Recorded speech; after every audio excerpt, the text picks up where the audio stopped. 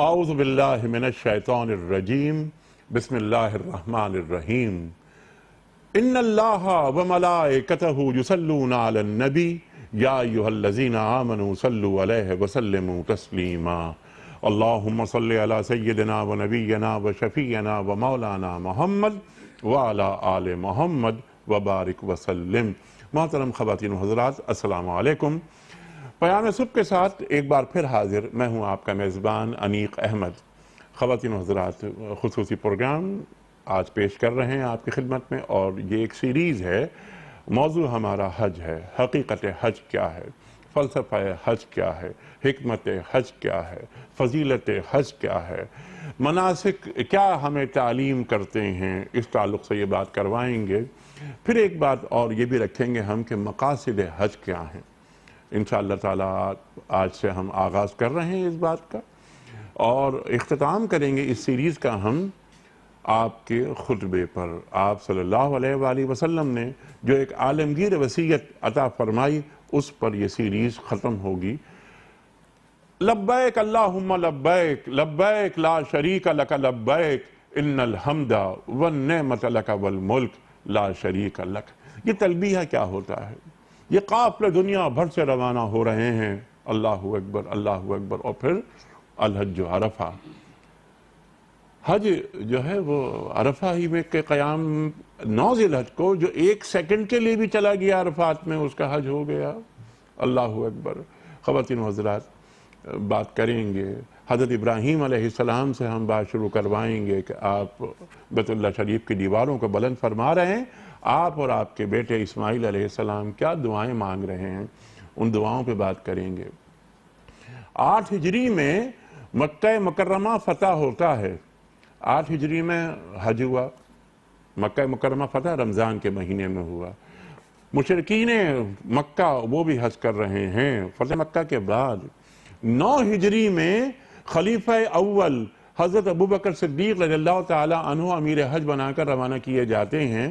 حج ہو رہا ہے، مشرکین ساتھ حج کر رہے ہیں، لیکن جب 10 ہجری میں سرکار دو عالم صلی اللہ علیہ وآلہ وسلم تشریف لاتے ہیں اور آپ اپنی حیات مبارکہ کا پہلا اور آخری حج آپ ادا کرتے ہیں، تو کوئی مشرک نہیں ہوتا۔ خواتین و حضرات، بات کروائیں گے اس حوالے سے بھی۔ پھر یہ کہ نسائی کیا ہوتا تھا، نسائی کے مہینے کیا ہوتے تھے۔ آپ نے اپنے خطبے میں ایک بات اور فرمائی، بڑی اہم بات، انشاءاللہ بات کریں گے کہ حج گردش کرتا کرتا اب اپنے اصل مقام پر آ گیا۔ وہ اصل مقام کیا ہے؟ اب قیامت تک کے لیے حج 9 ذی الحج ہی کو ہوگا۔ اور اس تعلق سے جب آپ فرما رہے ہیں کہ یہ مہینہ کون سا ہے، یہ دن کون سا ہے، کیا آپ کے علم میں یہ بات نہیں تھی؟ یقیناً آپ کے علم میں یہ بات تھی، لیکن آپ کیوں پوچھوا رہے ہیں، کیوں سوال کر رہے ہیں، یہ بھی ہم رکھیں گے۔ اٹھیں گے سوالات بہت سارے۔ حج سے امت مسلمہ کیا کیا فائدے لے سکتی ہے، معاشی طور پر، معاشرتی طور پر، تہذیبی طور پر، عسکری طور پر، ہم سب انشاءاللہ باتیں کروائیں گے اس سیریز میں۔ آغاز کرتے ہیں پروگرام کا تلاوت قرآن کریم سے۔ خواتین و حضرات، سورہ آل عمران آیات 96 اور 97۔ قاری اکبر مالکی صاحب تشریف فرما ہے، ہمارے ملک کے ممتاز قاری، کون آپ سے واقف نہیں، ہمارے لیے بڑے اعزاز کی بات کہ آپ تشریف لائے ہیں۔ حضرت اعوذ باللہ من الشیطان الرجیم،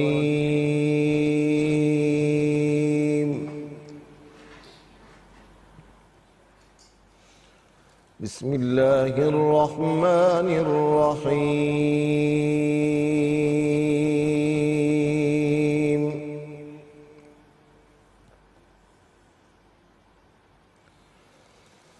ان اول بیت وضع للناس للذی ببکۃ مبارکا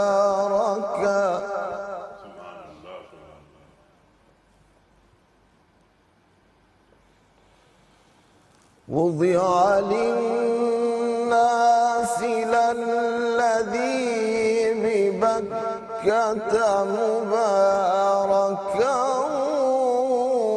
وهدى للعالمين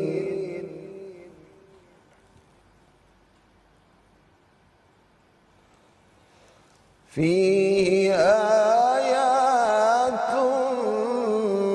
بينات مقام إبراهيم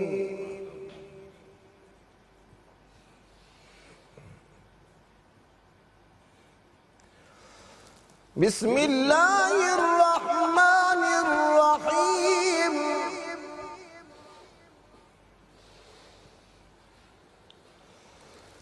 إن أول بيت وضع للناس للذي ببكة مباركا وهدى للعالمين فيه آيات بينات مقام إبراهيم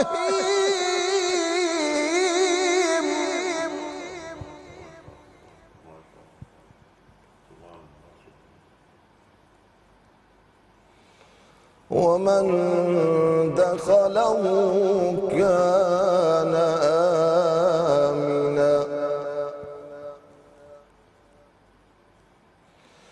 فيه آيات بينات مقام إبراهيم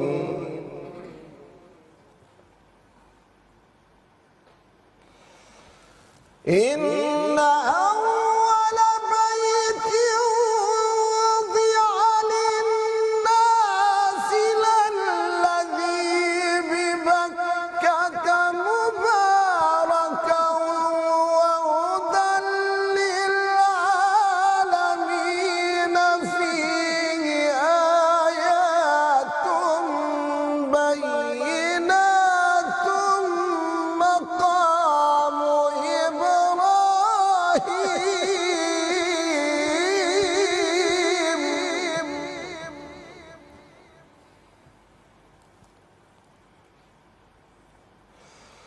ومن دخله كان آمنا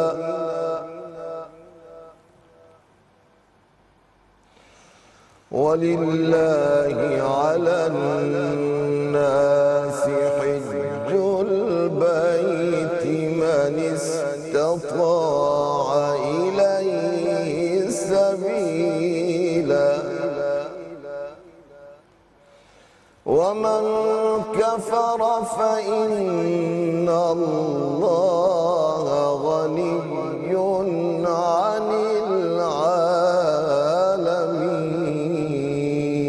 العالمين صدق الله العظيم ماشاءاللہ ماشاءاللہ جزاک اللہ سبحان اللہ قاری صاحب سبحان اللہ خواتین و حضرات قاری اکبر مالکی صاحب نے سورہ آل عمران کی آیات 96 اور 97 کی تلاوت کرنے کی سعادت حاصل کی ترجمہ پیش کر رہا ہوں بے شک سب سے پہلی عبادت گاہ جو انسانوں کے لیے تعمیر ہوئی وہ وہی ہے جو مکے میں واقع ہے اس کو خیر و برکت دی گئی تھی اور تمام جہان والوں کے لیے مرکز ہدایت بنایا گیا تھا اس میں کھلی ہوئی نشانیاں ہیں ابراہیم علیہ السلام کا مقام عبادت ہے اور اس کا حال یہ ہے کہ جو اس میں داخل ہوا مامون ہو گیا لوگوں پر اللہ کا یہ حق ہے کہ جو اس گھر تک پہنچنے کی استطاعت رکھتا ہو وہ اس کا حج کرے اور جو کوئی اس حکم کی پیروی سے انکار کرے تو اسے معلوم ہو جانا چاہیے کہ اللہ تمام دنیا والوں سے بے نیاز ہے خواتین و حضرات آج جیسا کہ میں نے عرض کیا کہ حج کے تعلق سے خصوصی پروگرام ہم پیش کر رہے ہیں اور یہ پہلا پروگرام اس سیریز کا ہم نے اپنے عہد کے 2 جید علماء کو زحمت دی ہے تشریف فرما ہے کراچی اسٹوڈیوز میں محترم مفتی منیب الرحمان صاحب ایک ممتاز نام، بڑا محبوب نام، سب آپ سے واقف ہمارے دوسرے مہمان محترم مفتی نذیر احمد خان صاحب۔ دونوں مہمانوں کو خوش آمدید کہتا ہوا میں یہ چاہوں گا کہ پہلا سوال رکھنے سے قبل مفتی صاحب کی خدمت میں کہ حج کی تعریف کیا ہے، حج کا معنی کیا ہے، وہ بتائیں گے ہمیں مفتی صاحب۔ اس سے قبل کل کے پوچھے گئے سوال کا درست جواب، اور آج کا سوال، کل کا سوال یہ تھا کہ غار ثور میں حضرت ابوبکر صدیق رضی اللہ تعالی عنہ کو کون سی اذیت پہنچی تھی؟ درست جواب، سانپ نے کاٹ لیا تھا۔ آج کا سوال نوٹ فرما لیجئے کہ نماز عید میں کتنی زائد تکبیریں ہوتی ہیں؟ 4، 5 یا 6؟ جو درست جواب آپ سمجھتے ہوں روانہ فرمائیے۔ ہمارے فون نمبرز ہیں 00922 343 ہمارا دوسرا فون نمبر ہے 00922 345 27009۔ ہمارا ای میل ایڈریس ps@duniatv.tv، ہمارا SMS کا نمبر 3031، اور خواتین و حضرات واٹس ایپ پر کوئی بھی سوال آپ ریکارڈ کرانا چاہتے ہیں، آپ کا ویڈیو کوئسچن بھی ہم رکھیں گے اپنے پروگرام میں اپنے معزز علماء کی خدمت میں۔ ہمارا واٹس ایپ کا نمبر ہے 0092321 8250194، اور اگر آپ پاکستان ہی میں رہتے ہوئے واٹس ایپ کرنا چاہتے ہیں تو ہمارا واٹس ایپ کا نمبر ہے 0321 8250194۔ قبلہ مفتی منیب الرحمان صاحب ارشاد فرمائیے کہ یہ حج بنیاد ارکان دین میں شامل، ارشاد فرمائیے حج کہتے کسے ہیں؟ بسم اللہ الرحمن الرحیم، الحمدللہ حمدا کثیرا طیبا مبارکا، الصلاة والسلام علی رسول اللہ صلاة دائما ابدا، وعلی آلہ الکرام وصحبہ العظام۔ انیق احمد صاحب، حج کے لغوی معنی تو ہیں قصد کرنا اور ارادہ کرنا، اور جو حج اسلام کا رکن ہے اور ایک فریضہ اور عبادت ہے، اس کے معنی ہیں کہ مکہ مکرمہ میں جو بیت اللہ یا کعبۃ اللہ ہے، اس کے اندر عبادت کی نیت سے سفر کا قصد کرنا یا ارادہ کرنا۔ اور یہ فریضہ جو اسلام کا رکن ہے، ہر صاحب استطاعت مسلمان عاقل و بالغ مرد اور عورت پر فرض ہے، بشرطے کہ کوئی عذر اس کو لاحق نہ ہو۔ جیسا کہ حدیث پاک میں رسول اللہ صلی اللہ علیہ وآلہ وسلم نے فرمایا کہ من ملک زادا وراحلتا ولم یمنعہ من الحج، کہ جو حج کے لیے سواری کی استطاعت بھی رکھتا ہو، زاد راہ کی استطاعت بھی ہو،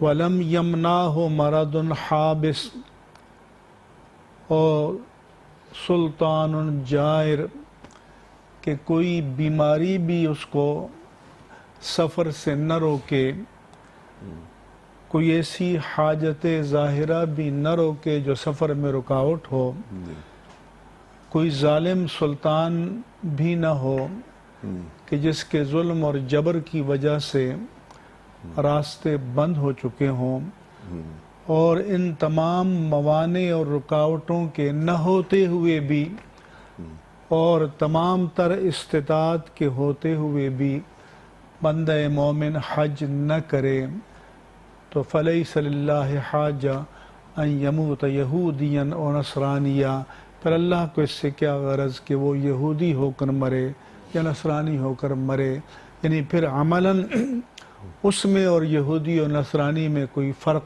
نہیں رہتا۔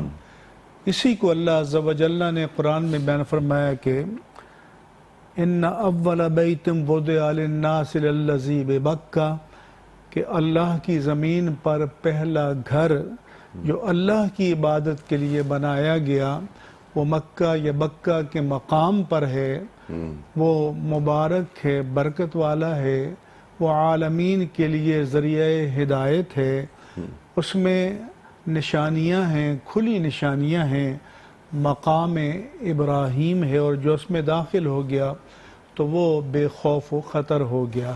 پھر فرمایا کہ وَلِلَّهِ عَلَى النَّاسِ حِجُّ الْبَيْتِ، اور اللہ کا یہ حق ہے یا اللہ کے لیے لوگوں پر جو بھی زاد راہ اور مصارف سفر کی استطاعت رکھتا ہو، جی یہ حج حق ہے کہ وہ بیت اللہ کا حج کریں۔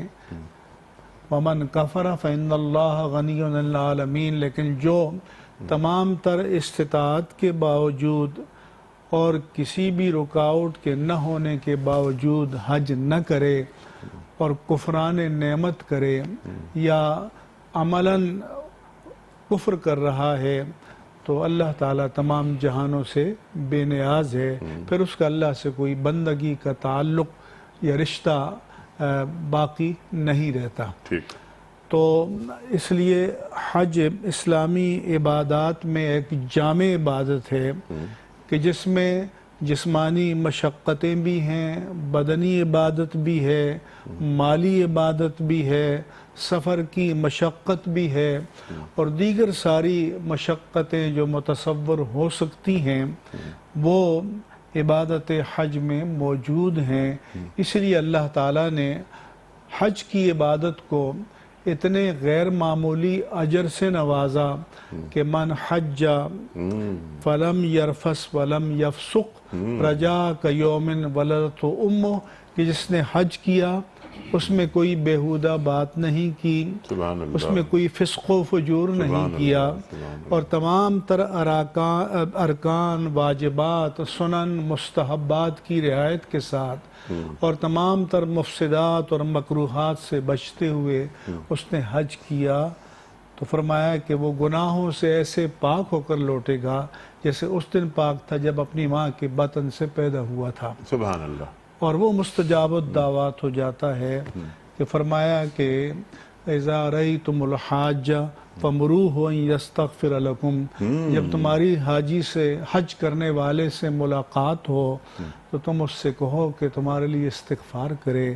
اس کے معنی یہ ہیں کہ حاجی، حج کرنے والا اگر وہ حج مبرور سے فیضیاب ہوتا ہے، مستجاب الدعوات بھی ہے، سبحان اللہ، اور سبحان دعا اللہ، کے لیے اس سے رجوع کرنا چاہیے۔ اس سے رجوع کرنا چاہیے، کیونکہ حاجی جو دعا اپنے لیے مانگتا ہے وہ تو قبول ہوتی ہی ہوتی ہے۔ حج مبرور کی آپ نے بات فرمائی، اور جس کے لیے وہ دعا مانگتا ہے وہ بھی قبول ہوتی ہے۔ ٹھیک ہے مفتی صاحب، اب یہ پورا یہ حج کا فلسفہ، حج کا معنی، قصد، ارادہ کرنا، تلبیہ پڑھتا ہوا جا رہا ہے ایک شخص، اور دنیا بھر سے لوگ آ رہے ہیں بیت اللہ شریف کی طرف۔ سرکار دو عالم صلی اللہ علیہ وآلہ وسلم کی آمد سے قبل بھی حج ہوتا تھا۔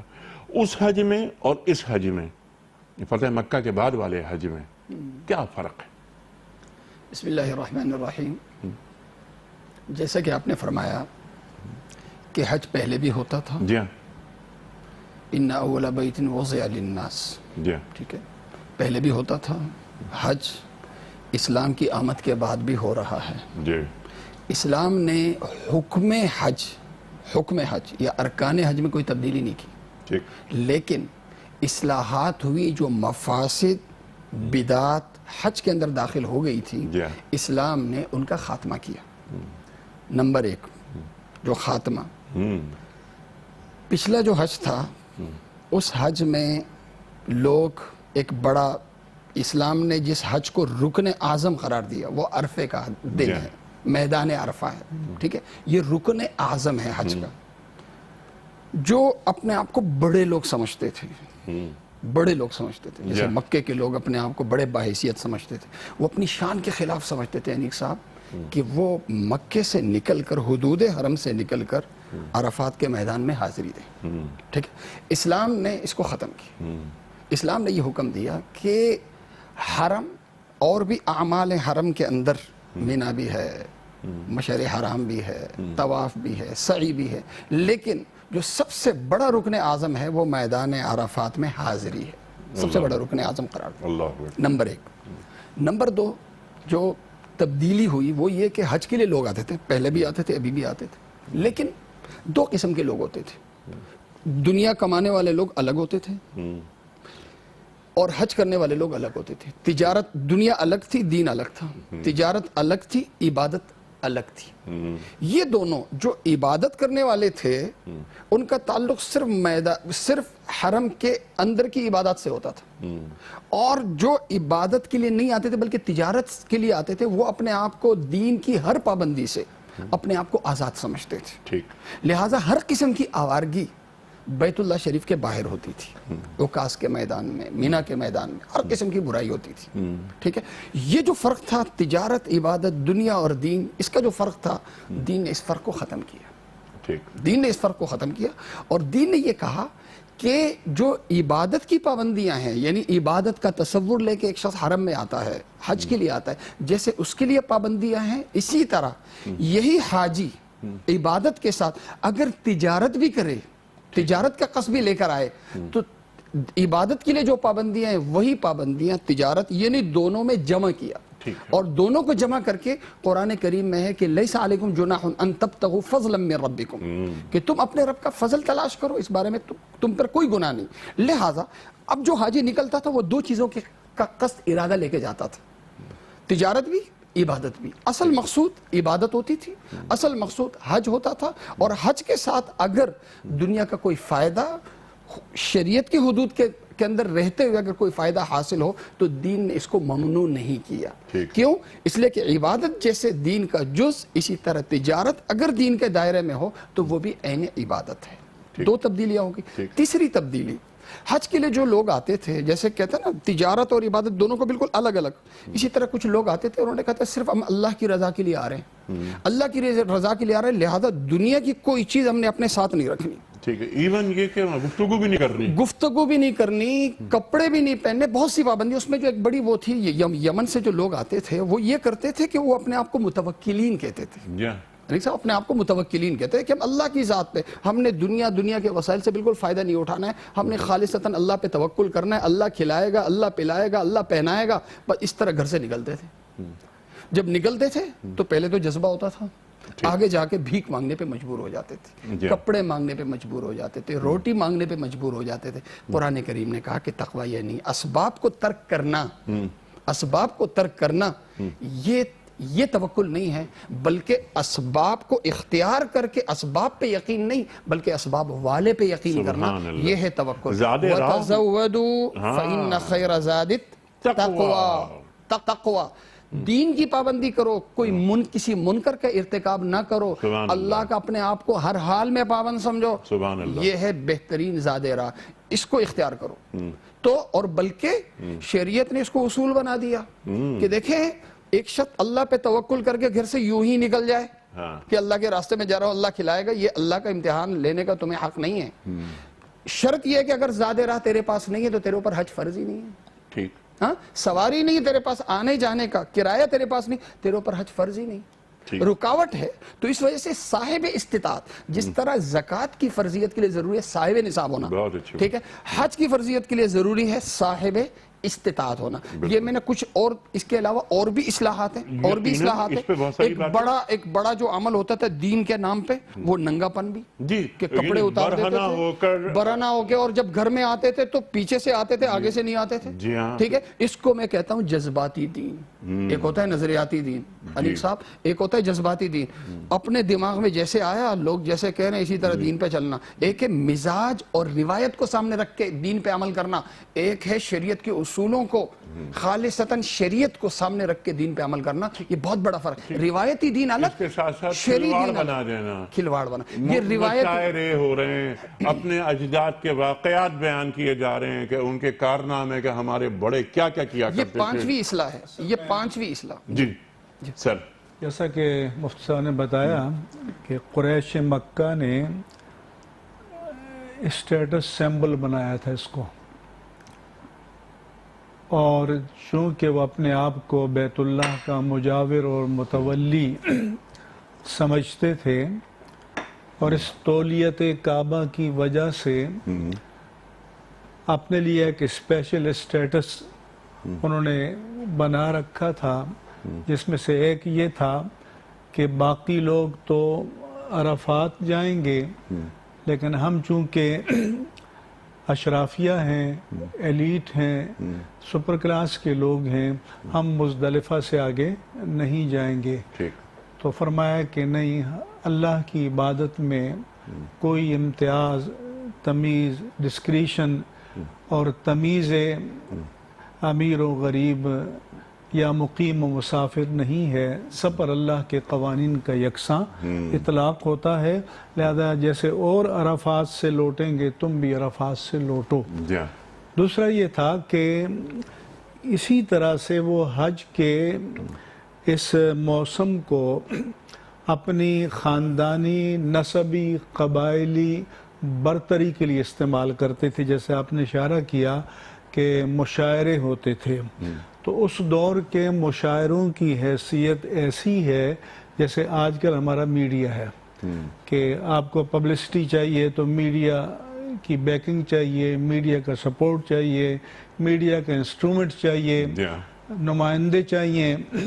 تو وہ کیا کرتے تھے کہ شعراء کو استعمال کرتے تھے، اور ہر قبیلہ اپنی پبلسٹی کے لیے شعراء کی خدمات لیتا تھا، آباء و اجداد کے فضائل بیان کرتے تھے۔ تو گویا قریش مکہ کا حج جو ہے وہ اپنی فضیلتوں کو بیان کرنا تھا۔ تو اللہ نے فرمایا کہ جس طرح تم جاہلیت میں اپنے آباء و اجداد کا ذکر کرتے تھے، اب تم اللہ کا ذکر کرو گے، بلکہ اس سے بھی زیادہ، اس سے بھی زیادہ ذکر کرو گے، اور اپنی اس نسبی یا قبائلی عصبیت کو قربان کر دو گے۔ پھر یہ ظلم جنہ اوکاز کے جو میلے تھے، تو اس میں جیسا بتایا کہ کاروباری مفاد بھی تھا، اور اس کے علاوہ عشرتیں، عیاشیاں، یہ تمام چیزیں بھی تھیں۔ تو اسلام نے جو جائز امور ہیں ان کو رکھا، اور جو ان میں منکرات تھے، مفاسد تھے، خرابیاں تھیں، ان کو ختم کر دیا۔ یہاں سے ایک اصول یہ بھی آیا کہ اگر ایک چیز اصل کے اعتبار سے صحیح ہے اور اس میں باطل کی آمیزش کر دی گئی ہے، تو اس باطل کی آمیزش کی وجہ سے اصل کو نہیں چھوڑا جائے گا، بلکہ باطل کو چھانٹ کر جدا کر دیا جائے گا، اور اپنی اصل مصفہ اور مجلہ اور مزکہ اور پیوریفائڈ صورت میں جو ہے وہ عبادت کو آگے بڑھایا جائے گا اور اس کو ارتقا دیا جائے گا۔ سبحان اللہ۔ اسی بات کو میں چاہتا ہوں، اور آپ ہی گفتگو فرمائیے اس بات پر۔ آلودگیاں شامل ہو گئیں، جیسے آپ نے بہترین نقطہ اٹھایا ہے کہ جو اصل ہے اس کو نہیں چھوڑا جائے گا۔ ایک چیز یہ بھی کرتے تھے کہ حج کی تاریخوں کو تبدیل کر دیتے تھے، وہ کیا ہوتا تھا مفتی صاحب؟ اصل میں اللہ تعالیٰ کا فرمان ہے کہ ان عدت الشہور عند اللہ 12 شہرا، کہ مہینوں کی تعداد اللہ کے نزدیک ابتدائے آفرینش سے 12 ہی ہے، منہا 4 حرم، اور 4 حرمت والے مہینے ہیں۔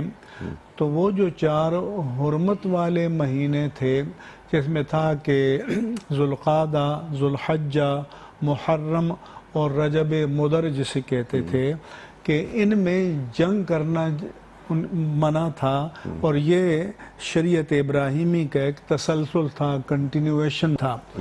اب چونکہ اتھارٹی قریش مکہ کے پاس آ گئی تھی، تو اگر ان کا موڈ ہوتا کہ ہم نے جنگ کرنی ہے اور مہینہ محرم کا ہے، تو کہتے ہم نے ٹھیک ہے اس کو آگے بڑھا دیا یا اس کو پیچھے کر دیا، اس کو نسی کہتے تھے۔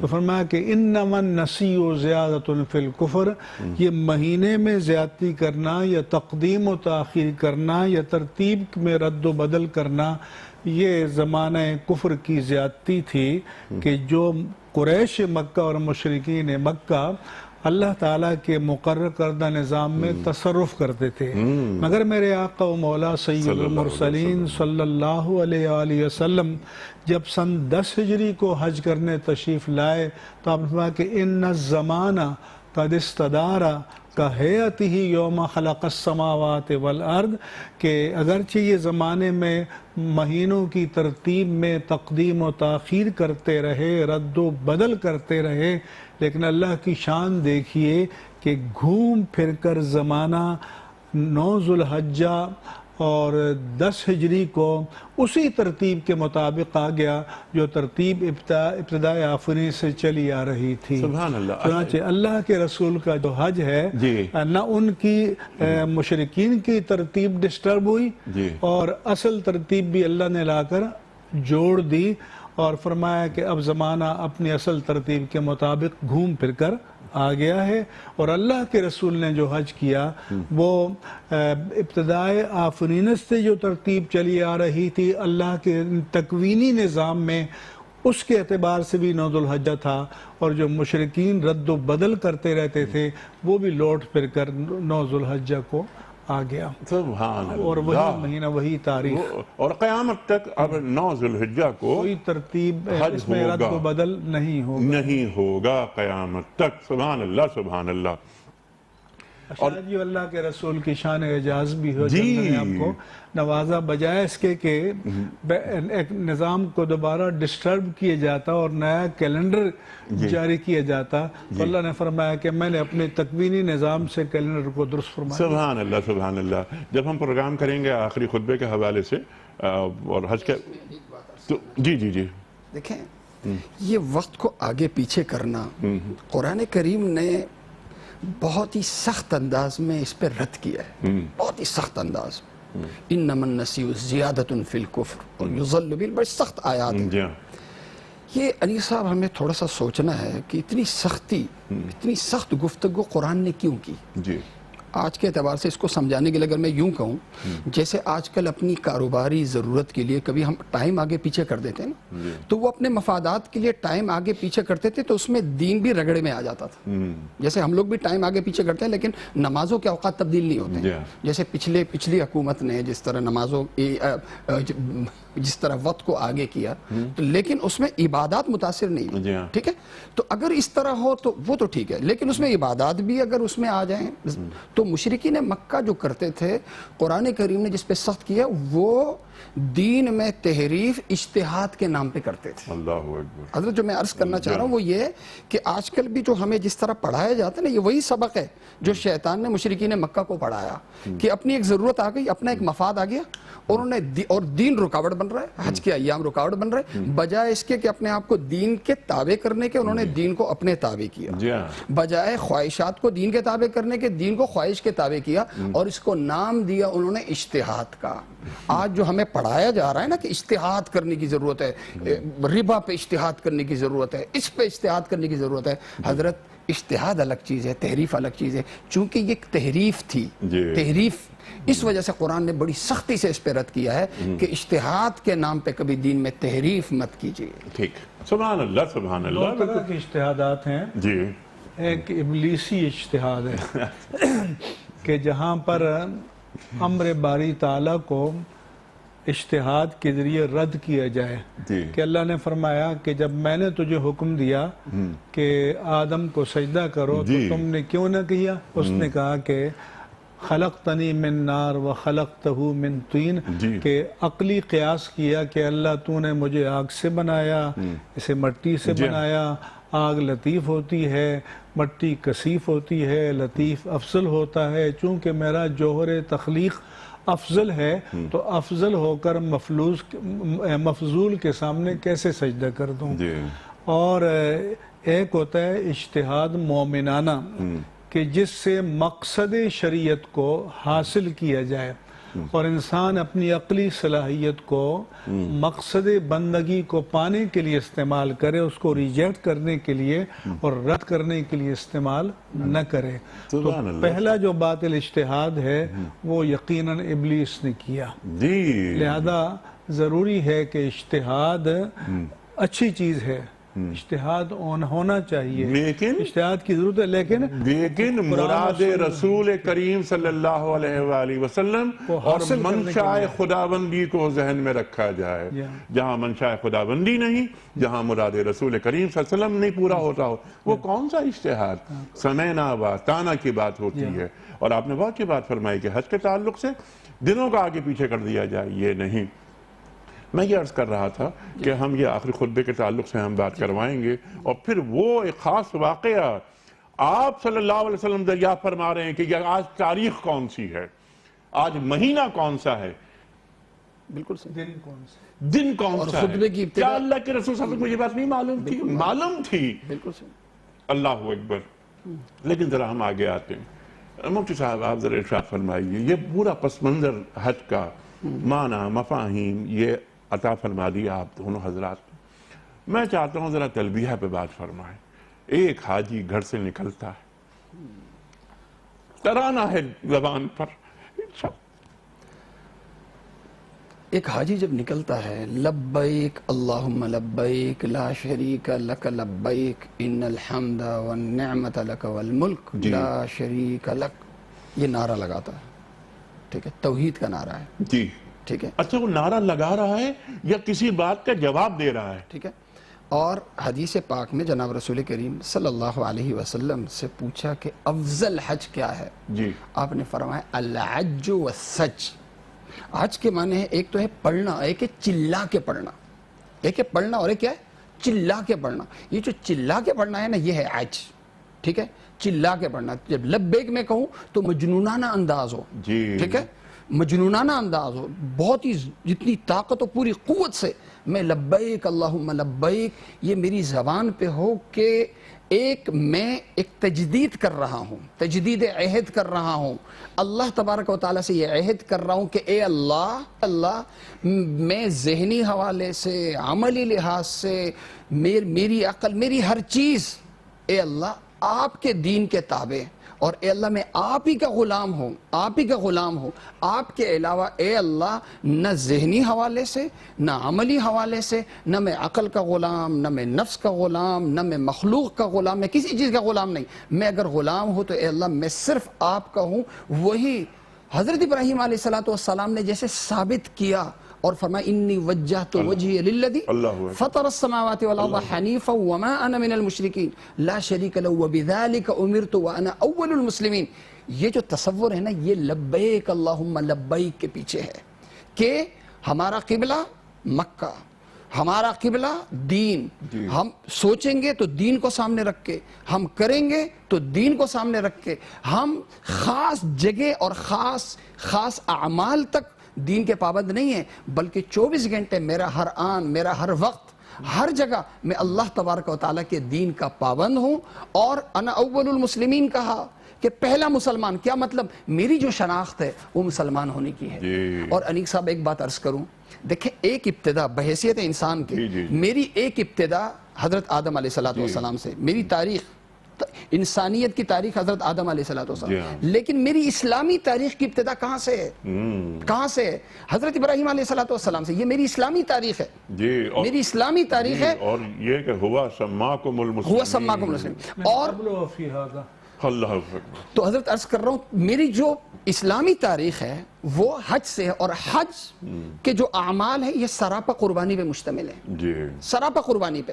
حضرت ابراہیم علیہ السلام کے جو اعمال ہے، صرف یہ زبان سے لبیک نہیں کہا، بلکہ عملاً اس کو ثابت کر دیا. Total submission, total. اور اسلام کے معنی کیا ہیں؟ اپنے آپ کو بالکل مکمل طریقے سے اپنے آپ کو حوالے کرنا. یہ دو کپڑے، یہ کفن پہن کر میں جا رہا ہوں، اے اللہ میں تیرا ہو گیا، میں خود سے خدا کی طرف سفر کر رہا ہوں، اللہ کو اللہ سے پا رہا ہوں.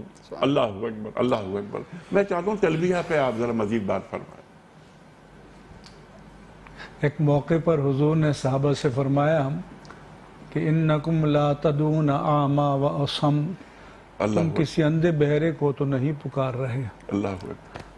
ایک موقع پر صحابہ نے پوچھا اقریب ربنا نناجی ہے ام بعید ننادی ہے، ہمارا رب قریب ہے کہ ہم سرگوشی کے انداز میں اس سے بات کریں، یا دور ہے کہ ہم پکار پکار کر اسے متوجہ کریں؟ تو تب اللہ نے فرمایا کہ وَإِذَا سَأَلَكَ عِبَادِي عَنِّي فَإِنِّي قریب، اے پیارے رسول جب آپ سے میرے بندے میرے بارے میں پوچھیں تو بتا دیں کہ میں قریب ہوں، اجیب دعوت الداعِ اذا دعان۔ تو وہ جو قریب ہے، وہ جو دل پر وارد ہونے والے خیالات کو، خاطرات کو بھی جان لیتا ہے، وہ جو نگاہوں کی خیانت کو بھی جان لیتا ہے، وہ جو نیتوں کے فطور اور اخلاص کو بھی جان لیتا ہے، ایک وقت ایسا آتا ہے کہ وہ بھی چاہتا ہے کہ میرا بندہ مجھے پکار پکار کر بلائے۔ سبحان اللہ۔ تو گویا اللہ تعالیٰ کی جو ذات باری تعالیٰ کی الوہیت اور کرم ہے، وہ چاہتا ہے کہ آج میرے بندے اعلان کر کر کے مجھے بلائیں، اعلان کر کر کے مجھے پکاریں، اور اس کو اپنے بندوں کی یہ جو جس کو مجنونانہ یا والہانہ یا بے اختیار پکار اور حاضری لگانا اللہ تعالیٰ کو اس مقام پر جو پسند ہے، اس کے متبادل کوئی اور چیز نہیں ہو سکتی۔ اب مثال کے طور پر آپ ہی کی بات کو آگے بڑھاتے ہیں، اب میدان عرفات میں ہیں جو آپ بات فرما رہے ہیں، اللہ کو پکارا جا رہا ہے، لاکھوں افراد موجود ہیں مفتی صاحب، لاکھوں افراد، لیکن لاکھوں افراد کے ہوتے ہوئے ہر آدمی تنہا ہے، اور ہر آدمی تنہا ہے، گڑ گڑا رہا ہے، آوازاری کر رہا ہے، اللہ کو اللہ سے مانگ رہا ہے، اور وہ یہ سمجھ رہا ہے، ہر آدمی یہ سمجھ رہا ہے کہ اللہ صرف میرا ہے، میں نے اللہ کو پا لیا۔ ایک شعر ہے نعت کا جی مولانا حسن رضا خان کا جی کہ دل میں ہو یاد تیری جی اور گوشے تنہائی ہو، اللہ ایسی خلوت میں عجب انجمن آرائی کیا ہو، بات ہے، کہ یا رسول اللہ صلی اللہ آپ علیہ کی وسلم۔ یاد دل میں رچی بسی ہو، خلوت میں بیٹھا ہوں تو آپ کے تصور کے ساتھ کیسی بزم سجے گی۔ سبحان اللہ۔ پھر اس کے مولانا نعیم الدین مراد آبادی نے اس کو معراج پہ پہنچایا کہ سارا عالم ہو اور دیدے دل دیکھے تجھے، انجمن گرم ہو اور لذت تنہائی ہو۔ کیا بات جو آپ ہے، جو اس معراج کی طرف آپ لے جا رہے تھے کہ انجمن گرم ہے، بزم سجی ہوئی ہے، 25-30 لاکھ اللہ کے بندے موجود ہیں، لیکن یہ اپنے حال میں مست اپنے معبود کو پکار رہا ہے، اسے گرد و پیش کی کوئی خبر نہیں، اور نہ کسی سے کوئی واسطہ اور نہ کسی سے کوئی تعلق، تو انجمن گرم ہو اور لذت تنہائی ہو۔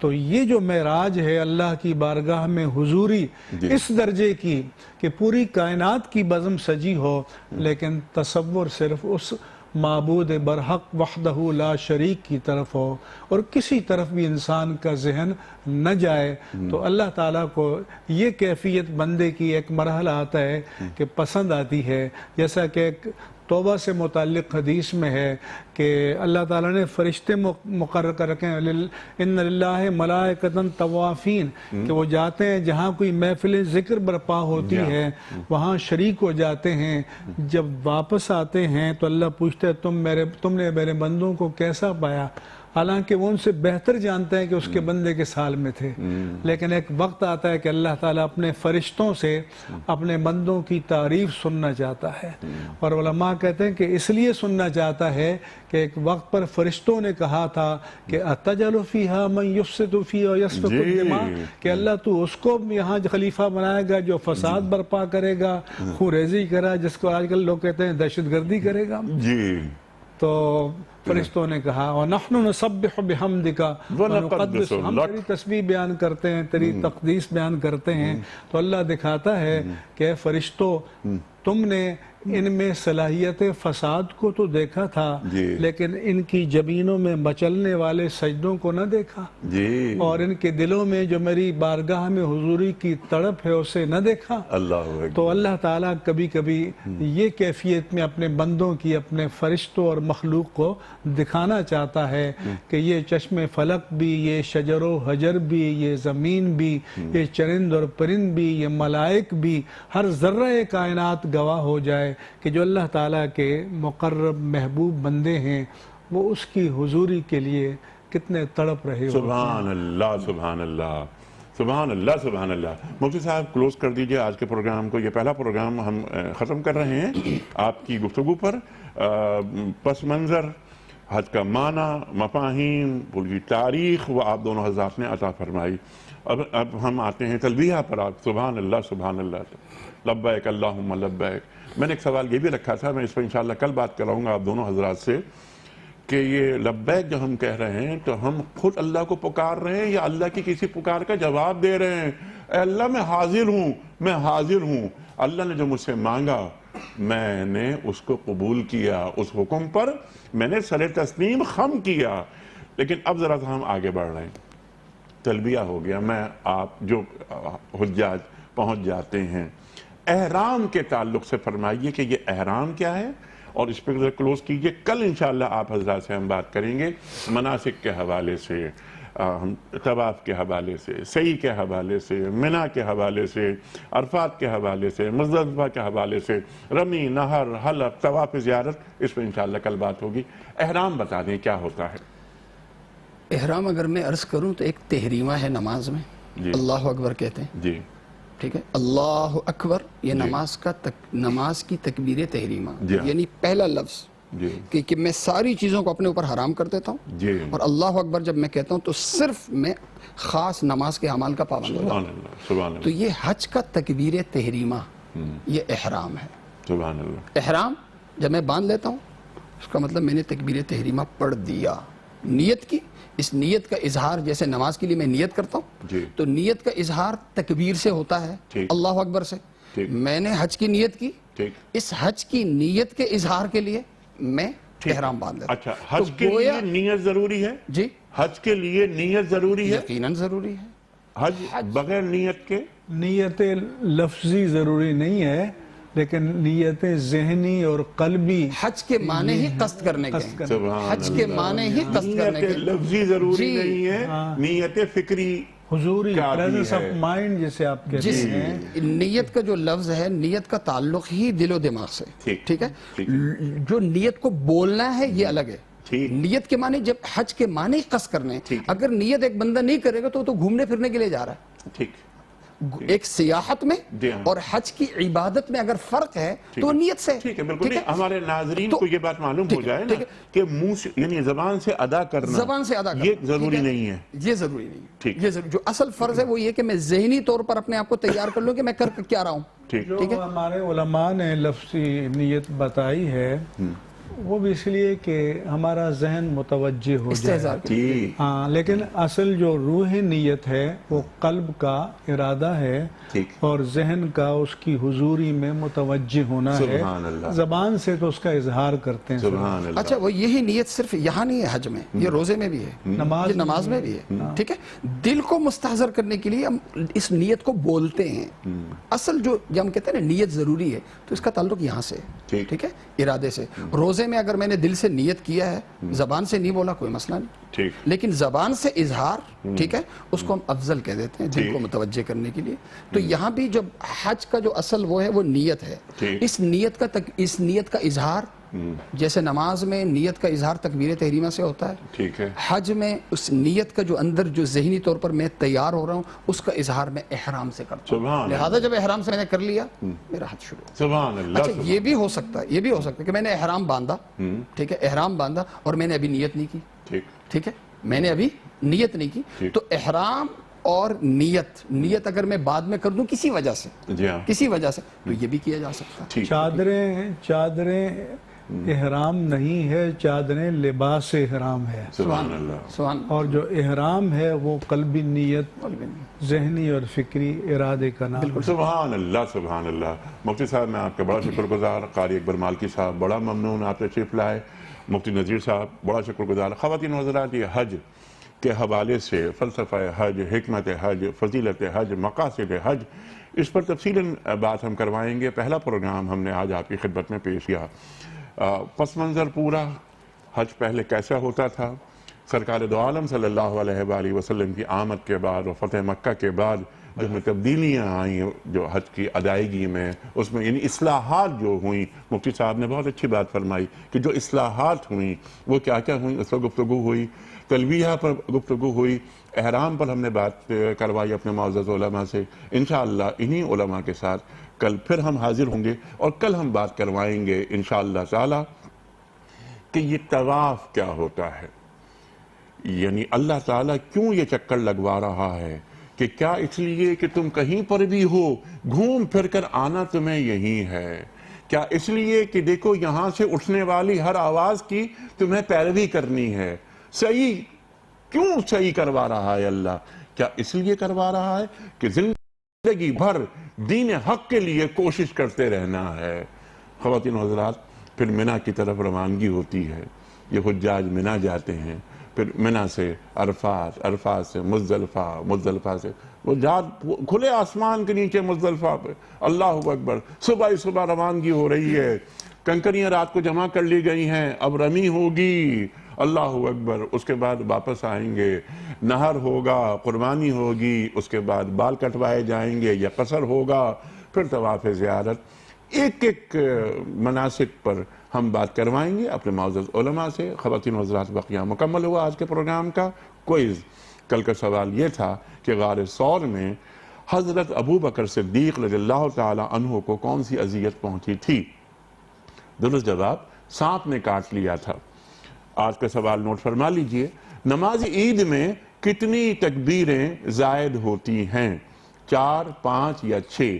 جو درست جواب آپ سمجھتے ہوں روانہ فرمائیے۔ ہمارے فون نمبرز ہیں 00922 343 00980، ہمارا دوسرا فون نمبر ہے 00922 345 27009، ہمارا ای میل ایڈریس ps@dunyatv.tv، ہمارا SMS کا نمبر 3031، اور خواتین و حضرات اگر آپ واٹس ایپ کرنا چاہتے ہیں اپنا کوئی ویڈیو کوئسچن تو روانہ فرمائیے، ہمارا واٹس ایپ کا نمبر ہے 0092 321 825 0194، اگر آپ پاکستان ہی سے کر رہے ہیں تو 0321 825 0194، سوال ریکارڈ کروائیے، آپ کا ویڈیو کوئسچن ہم اپنے معزز علماء کی خدمت میں رکھیں گے۔